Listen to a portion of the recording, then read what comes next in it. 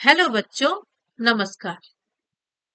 आज की इस कक्षा में मैं आप सभी को आपके हिंदी पाठ्य पुस्तक के एक बहुत ही महत्वपूर्ण चैप्टर हरिहर काका इस चैप्टर को पढ़ेंगे। ये चैप्टर पढ़ लेने के बाद आप लोगों को ये इतना आसान लगेगा कि आप लोग इस कहानी से संबंधित किसी भी प्रश्न के उत्तर को देने में जरा सा भी परेशान नहीं होंगे। और ये है भी बहुत ही इंटरेस्टिंग कहानी। इस कहानी को पढ़ते समय आपको ऐसा लगेगा कि इसके बाद क्या हुआ, इसके बाद क्या हुआ, इसके बाद क्या हुआ, ये जानने की आपकी इतनी इच्छा होगी कि आप लोग पूरी वीडियो सुने बिना रह ही नहीं सकते। अगर आप लोगों ने यह वीडियो लास्ट तक सुन लिया तो हरिहर काका पाठ से संबंधित कोई भी प्रश्न आए उसका उत्तर देना आपके लिए कठिन नहीं होगा। तो चलिए अब हम लोग पाठ स्टार्ट करते हैं। हरिहर काका ये बड़े ही महत्वपूर्ण व्यक्ति हैं। क्यों बहुत ही महत्वपूर्ण व्यक्ति है? क्योंकि इस कहानी के केंद्र में ही हरिहर काका है। हरिहर काका जो कुछ भी इस कहानी में लिखा गया है इनसे जुड़ा हुआ ही है। इस कहानी के लेखक है मिथिलेश्वर जी। याद रखिएगा, मैं पूछूंगी बीच में ही, मैंने अभी बता दिया, फिर मैं पूछूंगी आप बताएंगे। मिथिलेश्वर जी इनको काका कहकर पुकारते हैं, हरिहर काका। और वो इनके साथ बहुत ही ज्यादा जुड़ाव भी रखते हैं। वो इनके साथ छोटे थे तो इनके साथ बहुत समय बिताते थे और इनके द्वारा उन्हें पिता के समान ही प्रेम भी मिलता था। जैसे पिता अपने बच्चों को प्रेम करते हैं, उनका ख्याल रखते हैं, ठीक उसी प्रकार हरिहर काका भी लेखक का बहुत ध्यान रखते थे। लेखक की माँ उन्हें बताया करती थी कि हरिहर काका छोटे में जितना तुम्हारे साथ रहे हैं इतना वो किसी के भी साथ नहीं रहते थे। और सबसे खास बात क्या है, जब लेखक बड़े हुए तो छोटे में जहां उन्हें पिता की जैसा प्यार किए, बड़े होने के बाद हरिहर काका से उनकी दोस्ती हो गई।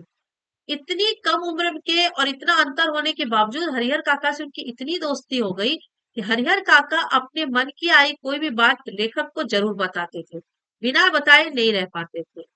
लेकिन अब क्या हुआ, हरिहर काका अचानक से एकदम मौन हो गए हैं, एकदम शांत, कुछ नहीं बोलते, किसी से नहीं बोलते, चुपचाप टकटकी लगाए आकाश की तरफ देखते हैं।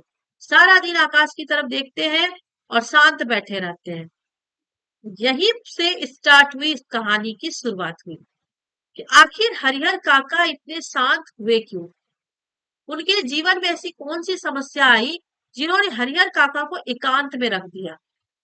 तो चलिए हम लोग जानते हैं। हरिहर काका लेखक के पड़ोसी हैं और उनके पड़ोस में ही रहते हैं।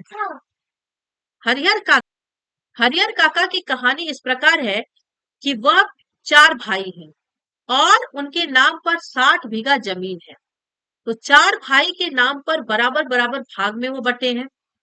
15-15 बीघा इस तरह से सभी भाइयों के नाम पर हुआ। हरिहर काका की अपनी कोई संतान नहीं है, उनके अपने कोई बच्चे नहीं है। ऐसा नहीं है कि उन्होंने शादी नहीं की, उनकी शादियां हुई, 2-2 शादी हुई, लेकिन बच्चे को जन्म देने से पहले ही उनकी पत्नी का स्वर्गवास हो गया। तो कहानी है इनके 15 बीघा जमीन से संबंधित इनकी समस्या को लेकर कि जब इनके अपने बच्चे नहीं, इनकी पत्नी नहीं, इनका परिवार नहीं, तो वह जमीन आखिर मिलेगा किसे। इनके भाइयों की पूरी नजर है उनकी जमीन पर और इसीलिए हरिहर काका को वह सभी अपने घर पर रख रहे हैं और अपनी अपनी पत्नियों को उन्होंने सख्त हिदायत दी है, सलन कहें तो उनको ये आदेश दिया है कि इनका पूरा ध्यान रखा जाए, इनको खाने पीने में उनकी सुख सुविधा से संबंधित कोई समस्या नहीं होनी चाहिए। अब लेखक ने कहा है यह तो उनके लिए एक तरीके से मुसीबत की शुरुआत है, क्योंकि भाई जो कुछ भी कर रहे हैं, उन्हें अपने घर रख रहे हैं, उनके खान पान का ध्यान रख रहे हैं, यह कोई उनके प्रति सेवा निष्ठा का भाव या प्रेम का भाव नहीं, बल्कि उनके नाम पर जो 15 बीघा जमीन है उसकी उन्हीं लालच के कारण। अब एक दूसरी बात सामने आती है, गांव की ठाकुर बारी। ठाकुर बारी का भी इस कहानी में बड़ा ही महत्वपूर्ण स्थान है। ठाकुर बाड़ी मतलब ठाकुर की बारी, ठाकुर भगवान, बारी मतलब घर, भगवान का घर। बहुत पहले इस गांव में एक बूढ़े से व्यक्ति थे। उन्होंने इस ठाकुर बाड़ी को बनाया था। वह व्यक्ति मांगते थे, सब जगह मांग कर जो कुछ भी मिलता था वह भगवान को भी भोग लगाते थे और खुद भी खाते थे। वह कौन थे, यह मंदिर कब से बनता आया है, किसी को भी पता नहीं है। और वह जो ठाकुरबाड़ी मंदिर है वह गांव के बीच में है। लेखक कहते हैं उस ठाकुरबाड़ी मंदिर का बड़ा ही महत्वपूर्ण स्थान है इस गांव में। क्यों? तो लोगों का उनके प्रति बड़ा ही आस्था है। लोग मंदिर में मन्नत मांगते हैं। मन्नत पूरी हो जाने के बाद जो कुछ भी उन्होंने मन्नत चढ़ाने के लिए रखा था वह सब ठाकुरबाड़ी के नाम पर चढ़ाते हैं। मान लेते हैं किसी की लड़की की शादी हो गई तो उन्होंने मन्नत मांगा था, शादी हो गई तो चढ़ावा चढ़ाते हैं। किसी के बेटे को नौकरी लग गई तो वो चढ़ावा चढ़ाते हैं। कई बार तो ऐसा भी होता है कि कुछ लोग बहुत बड़ी मन्नत मांग लेते हैं और वो बड़े जमींदार घर के होते हैं। उनकी मन्नत पूरी होने पर वो जमीन का कुछ टुकड़ा ठाकुरबाड़ी के नाम पर कर देते हैं। इस तरीके से धीरे धीरे धीरे धीरे ठाकुरबाड़ी के नाम पर बहुत जमीन भी इकट्ठा हो गई।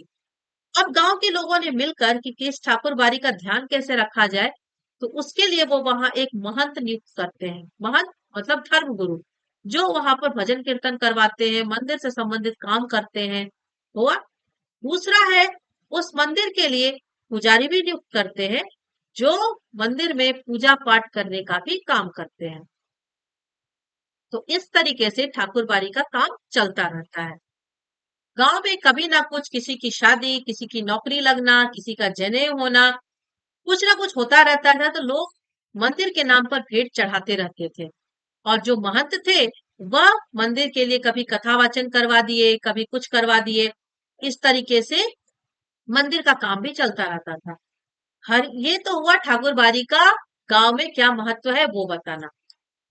हरिहर काका नित्य दिन मंदिर जाते थे, ठाकुरबाड़ी जाते थे, लेकिन अब उन्होंने अधिकांश समय घर में ही बिताना शुरू कर दिया है। वो ना तो मंदिर जाते हैं और ना ही किसी से बात करते हैं। आखिर इसका क्या कारण है? हरिहर काका के भाई उनको अपने घर पर रखते थे और पत्नियों को उन्होंने सलाह दिया था, सीख दिया था कि हरिहर काका का पूरा ध्यान रखें। लेकिन उन्हें घर में पूछने वाला कोई भी नहीं था। ना तो उनकी पत्नियां सही से उनका ध्यान रखती थी और ना ही भाई के बच्चे लोग उनकी बातों को सुनते थे। हरिहर काका के सामने जैसा भी हो खाना परोस कर दे देते थे। घर में जो कुछ भी बचा खुचा खाना रहता था वो उनके सामने दे देते थे और हरिहर काका भी उसी रूखा सूखा खाकर संतोष कर लेते थे। वो कुछ भी विरोध वाली बातों को कभी भी नहीं कहते थे। तो सबने, घर में हर किसी ने उनको पूरी तरह से हल्के में ले लिया था। समझते थे कि जो जैसे दे दो, जो दे दो खा लेता है। लेकिन हरिहर काका को बुरा तो लगता था, लेकिन वो कभी कुछ बोलते नहीं थे। लेकिन इन सब के कारण हरिहर काका की तबीयत पूरी तरह से खराब होती जा रही थी और वो मुसीबत में पड़ते जा रहे थे। अब तो स्थिति यह थी कि उनके परिवार में बड़े तो छोड़ दे, छोटे भी उनकी बात नहीं सुनते थे। सभी अपने काम में मशगूल हैं। बच्चे पढ़ लिख रहे हैं, धमा चौकड़ी कर रहे हैं, मर्द खेतों पर जा रहे हैं। औरतों का तो कुछ कहना ही नहीं है, बाकी समय काम कर रही है, फिर आपस में बात कर रही है। हरिहर काका को यदि अपनी एक गिलास पानी भी चाहिए, वह भी उन्हें खुद खुद ही लेना पड़ता था। और ऐसे वक्त में हरिहर काका को अपनी पत्नियों का भी बहुत याद आता था। कभी कभी तो वो रोने लग जाते थे। एक दिन लेकिन उनकी सहन शक्ति ने जवाब दे दिया। कौन सा दिन था वो? वह दिन था जब उनके भाई के बच्चे, मतलब उनके भाई के बेटे के दोस्त लोग आए थे। तो घर में मेहमान आए हैं, बहुत ही सुंदर सुंदर स्वादिष्ट, बहुत ही साफ सुथरा स्वादिष्ट व्यंजन बना। तो अब उनको लगा कि चलो आज तो मुझे बहुत ही अच्छा खाने को मिलेगा। लेकिन यह क्या था, जब मेहमान आए उनके सामने तो बड़ा ही सुंदर स्वादिष्ट व्यंजन परोसा गया। सबने खाया, तारीफ किया सब, और उन लोगों के जाने के बाद घर के लोग भी खाकर आराम से सो गए। किसी ने भी हरिहर काका को पूछा तक नहीं। हरिहर काका को जब भूख तेज लगी, वो दालान पे सोए थे, वो वहां से उठकर घर के अंदर आए। उनके सामने वही रोज की तरह ही रूखा सूखा खाना परोस कर रख दिया गया। आज तो हरिहर काका की बर्दाश्त करने की शक्ति, सहन शक्ति ने जवाब दे दिया। उन्होंने थाली उठाकर उसे बीच आंगन में फेंक दिया। और गुस्से में चिल्लाए। थाली पटकने की आवाज से वहां पर घर के सभी लोग मौजूद हो गए, चले आए। तो उन्होंने कहा, इस तरह का खाना मुझे क्यों देना है? इस तरह का व्यवहार तुम लोग मेरे साथ क्यों कर रहे हो? तुम लोग मुझे अपने घर में रखे हो सिर्फ 15 बीघे जमीन के लालच में। तुम लोगों को मेरे प्रति कोई प्रेम नहीं है। अरे मैं अपने लिए कोई स्वादिष्ट भोजन तो नहीं मांगता हूँ, लेकिन जब घर में कुछ अच्छा खासा सूखा स्वादिष्ट भोजन बना है वह तो मुझे दो। उस दिन भी मुझे इस तरह का रूखा सूखा खाना दे रहे हो, ऐसा क्यों? हरिहर काका कहते हैं कि तुम लोग क्या समझते हो कि मैं अनाथ हूँ, बेसहारा हूँ, तुम लोगों के टुकड़ों पर पलता हूँ? ऐसा नहीं है। मेरे पास धन है, तभी तुम लोग मुझे अपने साथ रखे हो। तुम लोग मेरे धन पर मौज कर रहे हो और मेरे सामने यह रूखा सूखा परोस रहे हो। या नहीं चलेगा। हुआ क्या, जब हरिहर काका ये सारी बातें कह रहे थे, उसी वक्त ठाकुर बाड़ी के पुजारी, उनके महंत, वो उनके दालान में ही मौजूद थे। वो वहां पर पूजा की सामग्री, घी, शक्कर, ये सब कुछ लेने आए थे। तो उनके कान खड़े हो गए। दूसरों के घर की लड़ाई सुनने में वैसे ही बहुत सारे लोग ऐसे होते हैं जिनको दूसरों के घर की लड़ाई में बड़ा इंटरेस्ट रहता है। तो उन लोगों ने इसे सुना और आग में घी डालने का काम करना शुरू कर दिया। उन्होंने कहा, यह अच्छा मौका है हरिहर काका की 15 बीघा जमीन को हड़पने का। और महंत जी ने क्या किया, हरिहर काका को अपने साथ लेकर अपने घर ले गए। जब हरिहर काका वहां से निकल रहे थे, गुस्से में खलियान की तरफ जा रहे थे, तो महंत उन्हें खलियान की तरफ नहीं जाने दिया और उन्हें अपने साथ कहाँ ले गए? ठाकुर बाड़ी। ठाकुर बाड़ी ले जाकर उन्हें बहुत प्रेम से समझाने लगे। उन्होंने उन्हें धर्म का सहारा लेकर, शास्त्र की भाषा का सहारा लेकर समझाना शुरू किया। उनका कहना था, अरे हरिहर, इस दुनिया में तुम्हारा कोई नहीं, और कहो तो किसी का कोई नहीं है। ये अपने पराये, प्रेम, ये सब कुछ मोह माया है। मनुष्य इस दुनिया में जन्म लिया है, उसे धर्म का काम करना चाहिए। धर्म के काम में ध्यान देना चाहिए। ईश्वर में भक्ति लगाओ। उसके सिवाय तुम्हारा कोई नहीं है। पत्नी, बेटा, भाई, बंधु, ये सब कुछ स्वार्थ की चीजें हैं। तुम इन सब के पीछे पड़ो ही मत। वहां ये भी कहते हैं कि तुम्हारे पति द्वारा कुछ बुरा कर्म तुमने पिछले जन्म में किए होंगे, तभी तुम्हारी दोनों पत्नियां समय से पहले ही चले गए, जिसके कारण तुम्हारे बच्चे का जन्म ही नहीं हो पाया। लेकिन कोई बात नहीं, तुम उस समय को भगवान की भक्ति में लगाओ, धर्म का काम करो। और तुम्हारे हिस्से में जो 15 बीघा जमीन है, जो खेत है, इसी खेत के कारण ये भाई लोग तुम्हें पूछते हैं, तुम्हारे उसके परिवार तुम्हें पकड़ के रखे हैं। नहीं तो अगर ये खेत तुम्हारे पास ना रहे तो यह तुमसे बोलना भी बंद कर देंगे, ये सारा खून का रिश्ता समाप्त हो जाएंगे। मैं तुमसे तुम्हारे भले की बात करता हूँ। सुनो, तुम इस 15 बीघा जमीन को मंदिर के नाम कर दो, ठाकुर बाड़ी के नाम कर दो। तुम जब मरोगे तब तुम्हें बैकुंठ में स्थान मिलेगा। भगवान विष्णु तुम्हें अपने पास रखेंगे। वहां तुम्हारी आरती उतारी जाएगी, ये संसार तुम्हारे गुण गाएंगे। जब तक गांव है, ठाकुर बाड़ी है, लोग तुम्हारा नाम करेंगे। इसलिए अपनी जमीन को मेरे नाम पर कर दो। महंत ये सारी बातें हरिहर काका को समझाते हैं। हरिहर काका भी पूरे गुस्से में है। वो समझते हैं कि ये ठीक ही कह रहा है। भाई भाई का परिवार, ये कुछ भी मेरा अपना नहीं है। ये लोग मेरे से संबंध रखे हैं तो सिर्फ इसलिए क्योंकि मेरे पास 15 बीघा जमीन है। ठाकुर बाड़ी के नाम पर ही कर देना अच्छा है, कम से कम कुछ बुद्धि तो कमाऊंगा। लेकिन जैसे ही उनका गुस्सा ठंडा हुआ, उसके बाद उन्होंने कुछ और ही सोच लिया। क्या सोच लिया? महाराज की बात को तो बहुत देर तक सुनते रहे, लेकिन वो यह भी सोचते रहे कि भाई लोग तो हमारे अपने हैं नहीं। तो एक काम करते हैं, अपने नाम की जो जमीन है ठाकुर जी के नाम ही लिख देते हैं। कम से कम यहाँ लोग उन्हें पुस्तकों तक याद तो रखेंगे, कुछ पुण्य तो वो कमा ले। यह सब सोचते हुए हरिहर काका सोच ही रहे थे कि अचानक से उनका गुस्सा ठंडा हुआ। और फिर वो सोचते हैं कि नहीं, भाई का परिवार भी तो उनका अपना ही तो परिवार है। उनको ना देकर ये जमीन यदि हम ठाकुरबाड़ी को दे दे तो क्या उनके साथ धोखा और विश्वासघात नहीं होगा? उनके साथ तो बड़ा धोखा और विश्वासघात होगा, और भगवान भी उन्हें माफ नहीं करेंगे। महंत अपनी बात समाप्त करके हरिहर काका की प्रतिक्रिया जानना चाहता था, उनका उत्तर जानना चाहता था। ये जानने के लिए वो हरिहर काका की तरफ देखा। हरिहर काका अपने मुंह से कुछ नहीं बोल रहे थे, लेकिन उनके जो चेहरे पर भाव परिवर्तित हुआ, वो देखकर महंत को समझ में आ गया कि हरिहर काका का मन फिर से बदल गया है और वो फिर से अपने भाइयों के ही पक्ष में चले गए। लेकिन महंत ने प्रयास करना छोड़ा नहीं। उन्होंने तुरंत मंदिर के जो सेवक लोग थे उनको बुलाए और बोला, तुरंत साफ सुथरा पलंग तैयार करवाओ, अच्छे से बिस्तर लगाओ, हरिहर काका आराम करेंगे, उनके आराम का इंतजाम किया जाए। हरिहर काका ने मना किया, लेकिन फिर भी उन्होंने माना नहीं। साथ ही साथ उन्होंने बड़े ही स्वादिष्ट स्वादिष्ट व्यंजन बनवाए और हरिहर काका को पेट भर भोजन करवाया, ताकि हरिहर काका का मन बदल जाए और वह अपनी जमीन ठाकुरबाड़ी के नाम कर दे। इसके बाद क्या होता है, इधर तीनों भाई जब घर आए, उनको घर की लड़ाई की कहानी पता चली। उनकी पत्नियों से पता चला तो उन्होंने अपनी पत्नियों को तो बहुत डांटा, लेकिन फिर अब वो रात भर सो नहीं पाए। उनके मन में ये डर पूरी तरह से घूमता चला गया, उनके मन को मत्ता चला गया कि गए 15 बीघा जमीन। उनके मन में यह डर समा गया कि गए हमारे हाथ से 15 बीघा जमीन, अब क्या होगा।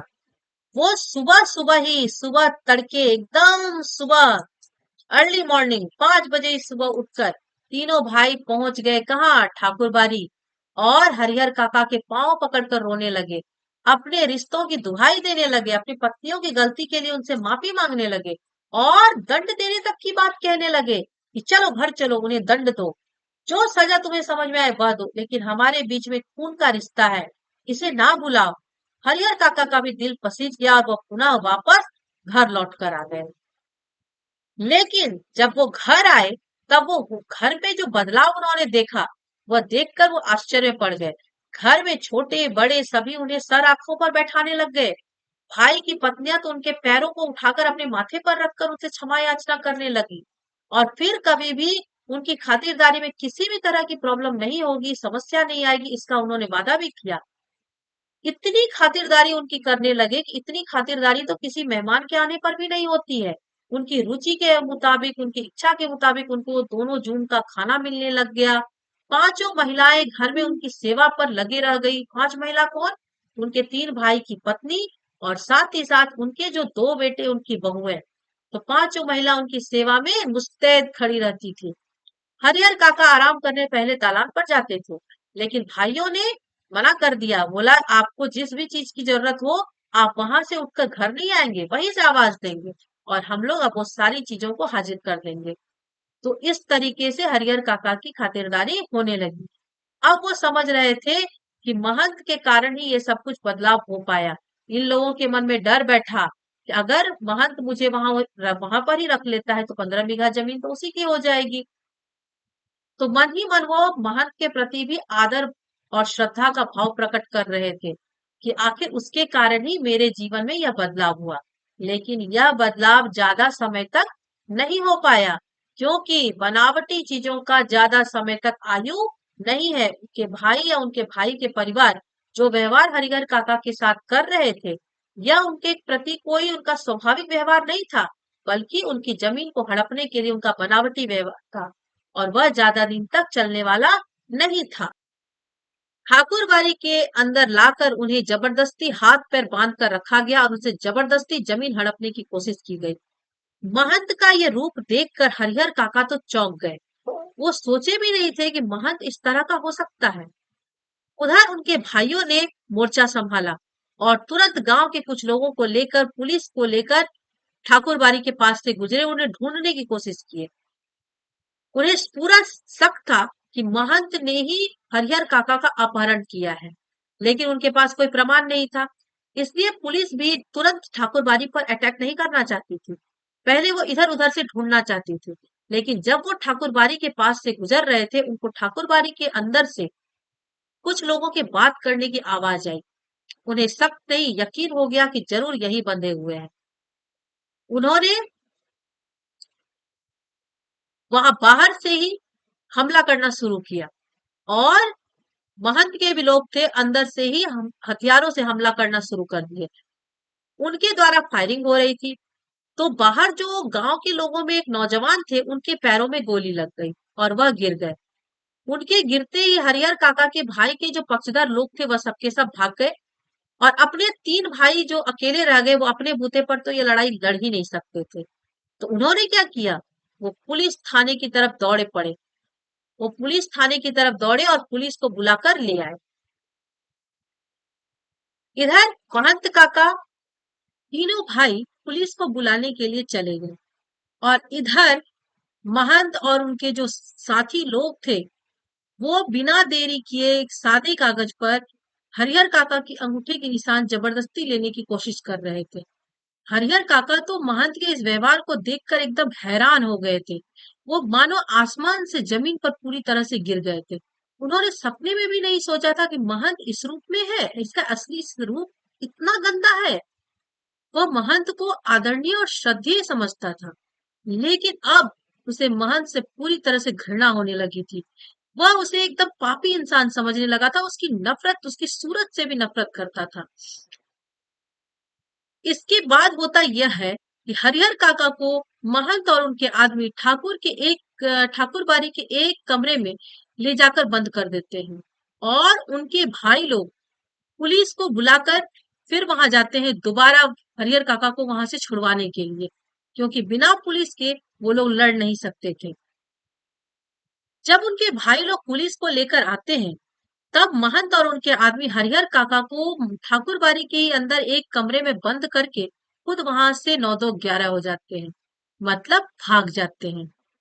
पुलिस वहां आते हैं और बाहर से कई हवाई फायरिंग करते हैं, लेकिन ठाकुरबाड़ी की ओर से कोई जवाबी कार्रवाई नहीं होती है।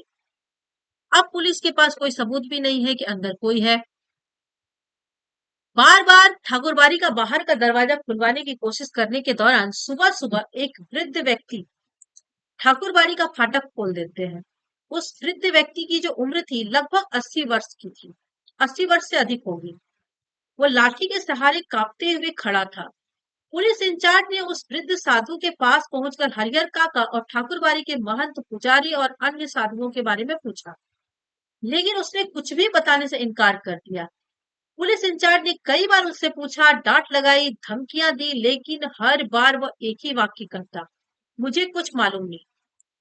ऐसे वक्त पुलिस के लोग मारपीट का सहारा लेकर भी बात उगलवाते हैं, लेकिन उस साधु की तो आयु ही इतनी अधिक थी कि पुलिस इंचार्ज उनके ऊपर कोई लाठी वाली कार्रवाई या मारपीट से संबंधित कार्रवाई नहीं कर सकते थे।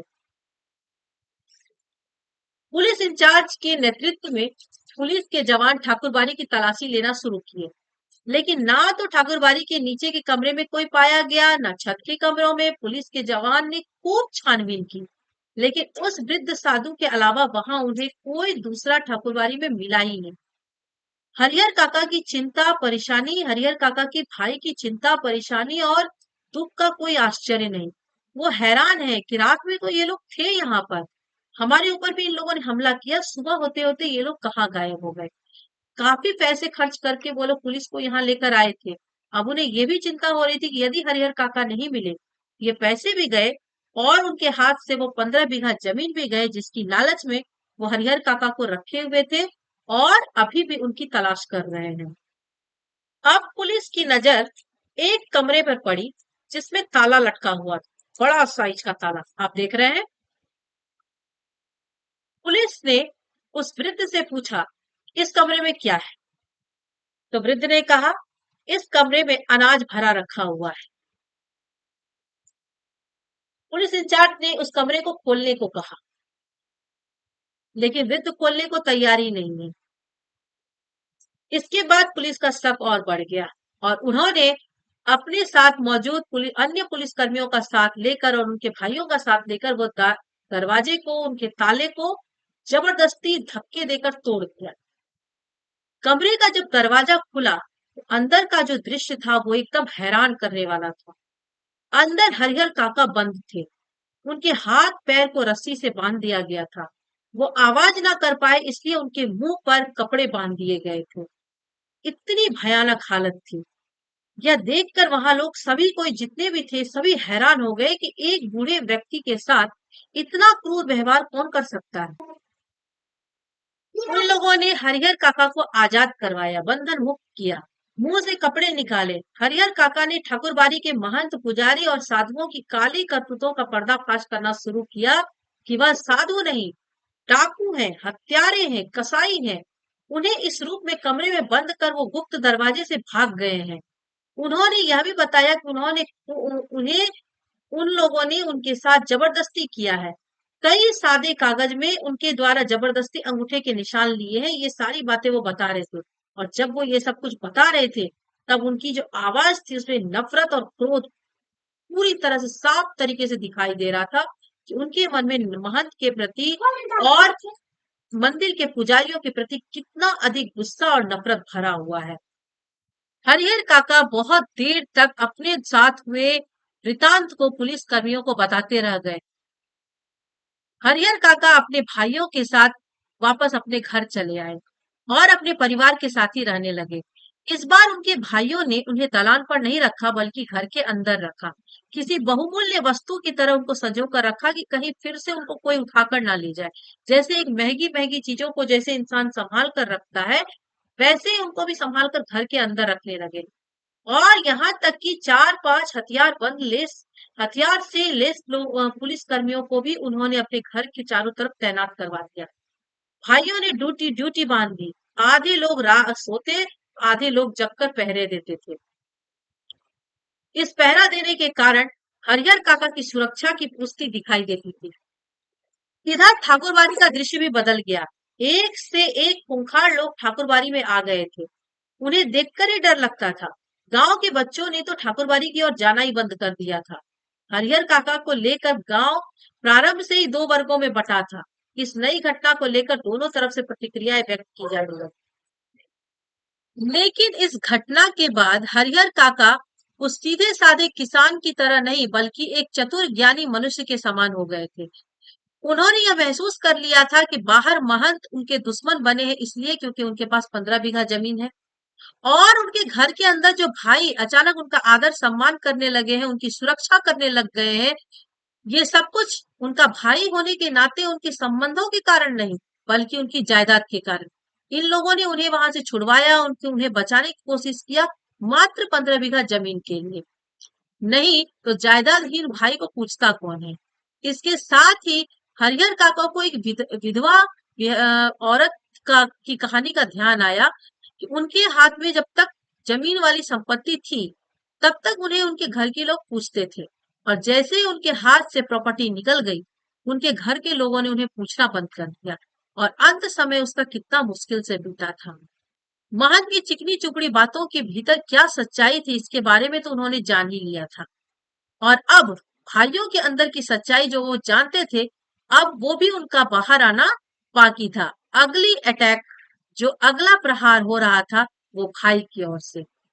जिनके जो भाई थे, वह भी बिना परिश्रम किए अब इनके 15 बीघा जमीन की संपत्ति को हथियाना चाहते थे। लेकिन हरिहर काका ने मन ही मन तय कर लिया था कि वे महंत को अब अपने आसपास फटकने भी नहीं देंगे। अपनी जिंदगी में अपनी जायदाद भाइयों को भी नहीं लिखेंगे। जब तक वो जीवित हैं, तब तक अपनी संपत्ति किसी भी हाल में ना तो अपने भाइयों को, ना महंत को, किसी को भी नहीं देंगे। क्योंकि यदि ये जायदाद मेरे हाथ से निकल गई, वो दूध में पड़ी मक्खी के समान हो जाएंगे और ये लोग उन्हें निकाल कर फेंकेंगे। बुढ़ापे का दिन वो बहुत दुख से बिताएंगे। ये बात उन्हें बहुत अच्छी तरीके से पता थी। लेकिन अब भाइयों ने क्या किया, क्योंकि वह कोई भाई प्रेम के कारण तो हरिहर काका की देखभाल कर नहीं रहे थे।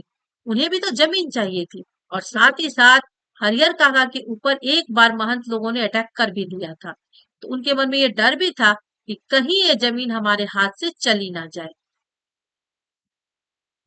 सुबह दोपहर शाम रात गए तक यही चर्चा होती रह गई कि हरिहर काका आखिर अपनी जायदाद किसे देंगे।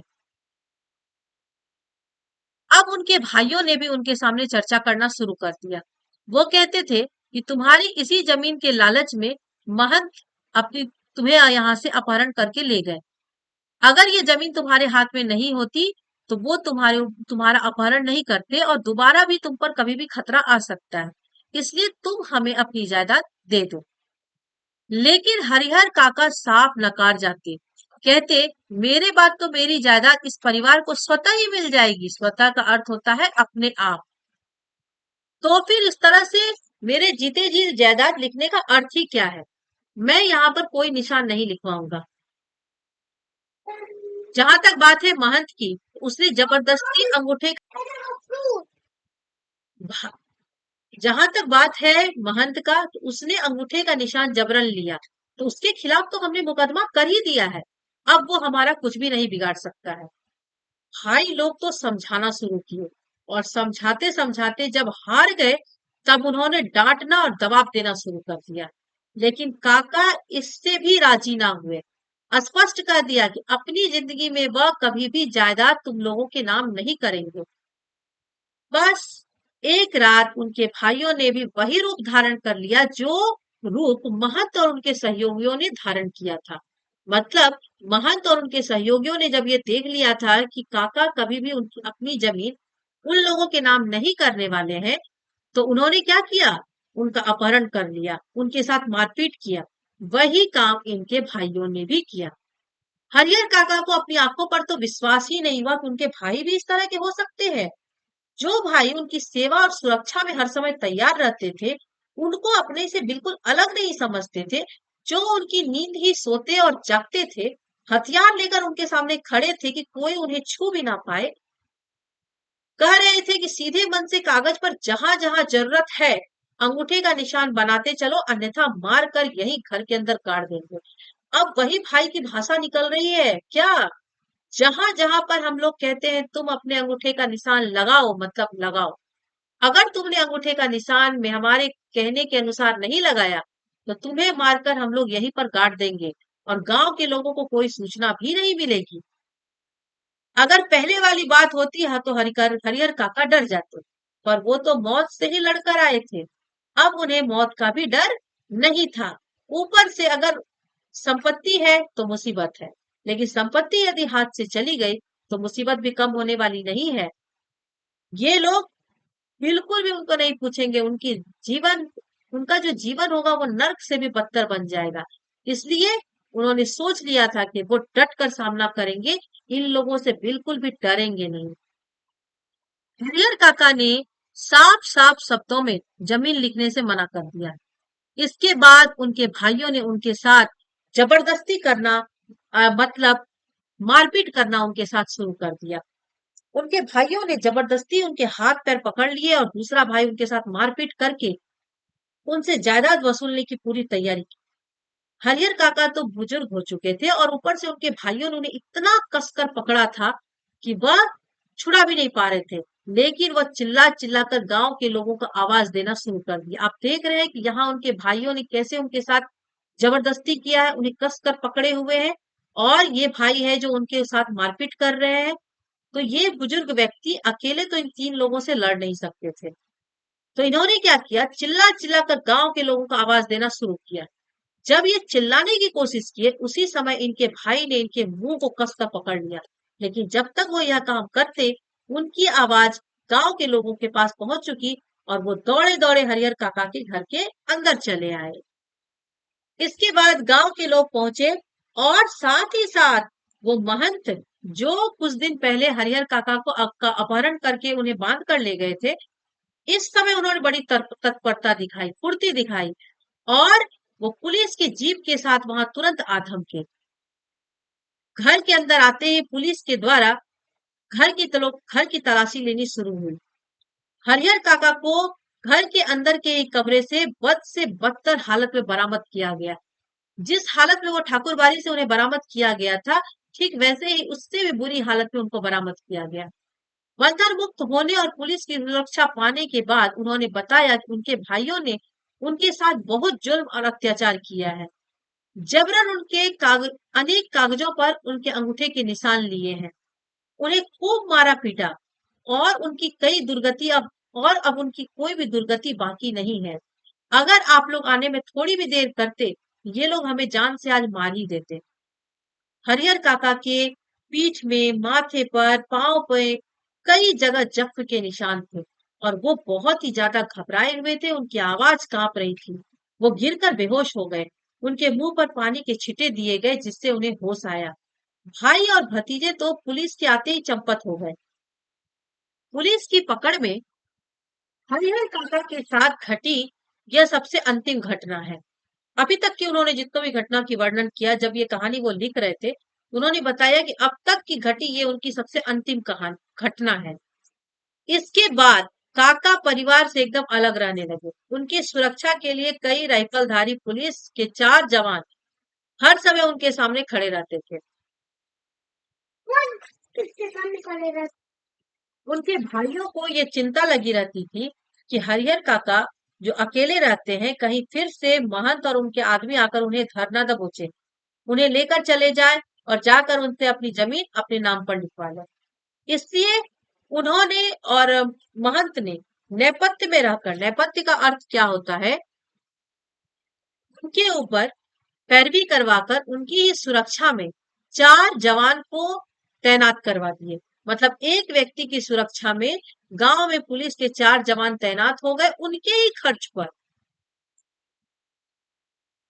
मिथिलेश्वर जी कहते हैं, जो इस कहानी के लेखक हैं, कि इस समय भाइयों और ठाकुरबाड़ी की पैरवी पर ही, लेकिन हरिहर काका को पुलिस के जवान की सतर्कता के बीच, उनके बीच उन्हें रखा गया था। महंत के मन में यह डर था कि कहीं भाई की चिकनी चुपड़ी बातों में फिर से वो ना आ जाए, और खून का रिश्ता है इसलिए वह अपनी जमीन फिर से भाई के नाम ना कर दे। और भाई के मन में डर था कि कहीं जबरदस्ती महंत उन्हें अपने साथ न ले जाए, ताकि वो उनकी जमीन को अपने नाम पर ना लिखवा ले। इसी में लगे रहते थे। हरिहर काका को अब इन लोगों से कोई मतलब नहीं। वो अपने घर में रहते थे, हर समय आसमान देखा करते थे, आसमान से बातें किया करते थे, पूरी तरह से मौन। उन्होंने सबसे बातें करना पूरी तरह से छोड़ दिया था। गांव में एक नेताजी है, वह ना तो कोई नौकरी करते हैं, ना तो घर खेती गृहस्थी का कोई काम करते हैं, 12 महीने मजे उड़ाते हैं। राजनीतिक जादुई छड़ी उनके पास में है, तो बस उनका काम चल जाता है। उनका भी ध्यान हरिहर काका की जमीन पर गया, और हरिहर काका के पास पहुंचकर उन्होंने कहा कि आप अपनी जमीन मुझे दे दें, मैं उस जमीन पर हरिहर उच्च विद्यालय नाम से एक हाई स्कूल खोलूंगा और आपका नाम अमर हो जाएगा। इसलिए आप अपनी ये जमीन गांव के बच्चों के विकास में लगा दें। लेकिन बीते दिनों की घटना के कारण हरिहर काका को अब ये समझ में आ चुकी थी कि लोग कई तरह की बातें आपके सामने करेंगे, लेकिन उनका उद्देश्य मात्र जमीन हड़पना ही रहेगा। इसलिए अब उनके ऊपर किसी की भी बात का कोई असर नहीं होता था, और उन्होंने साफ साफ शब्दों में इन्हें भी इनकार कर दिया। इधर गांव के लोगों को कोई काम न धाम, वो बस एक दूसरे की बातों को खूब चर्चा की तरफ फैलाया करते थे। कब कौन क्या कह रहा है ये गांव में आग की तरफ फैल जाए। कभी कोई कहता था ठाकुरबाड़ी के साधु संत और काका के भाइयों ने मिलकर एक डाकू से बात कर दी है। डाकू से कहा है कि किसी तरह हरिहर काका को उठवाओ, उसे मारकर खत्म कर दो।